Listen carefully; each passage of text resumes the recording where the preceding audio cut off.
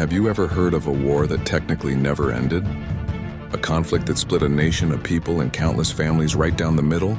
This isn't ancient history. This is the story of the Korean War, a story written on the faces of millions whose fates were sealed by the nations they belonged to. Imagine this.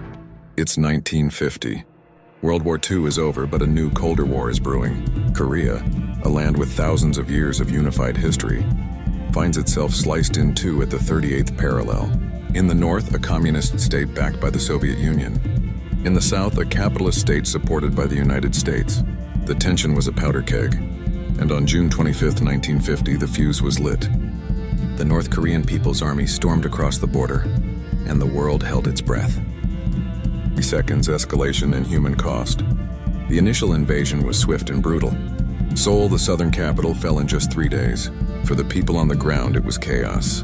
Imagine being a farmer, a shopkeeper, a student. One day you're living your life, the next your neighbor is your enemy. Your country is a battlefield. The United Nations, led by the United States, intervened to push back the North. General MacArthur's daring landing at Incheon turned the tide completely. It looked like a swift victory for the South.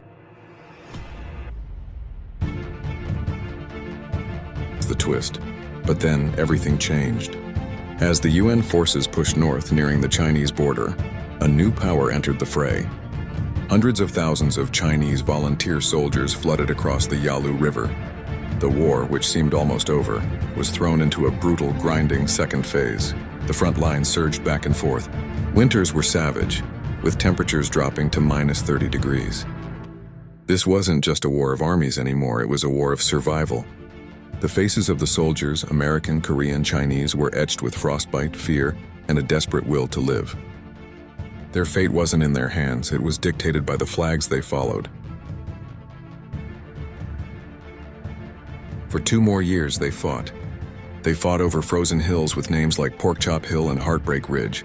Gains were measured in yards, paid for with thousands of lives. The initial goals of unification were lost in a bloody stalemate. The world grew weary of the fighting.